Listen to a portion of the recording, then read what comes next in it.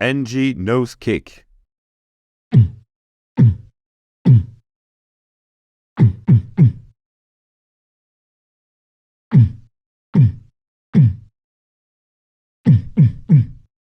We start from the humming kick position.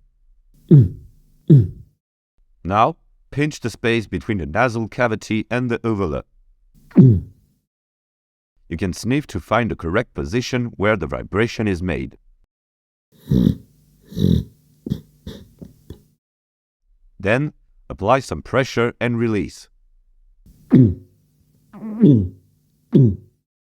When you start to find the right position, you can accentuate the resonance in the nasal cavity and play with your larynx.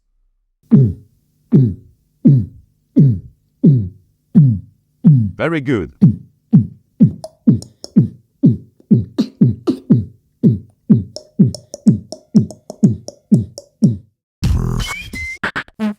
Yep.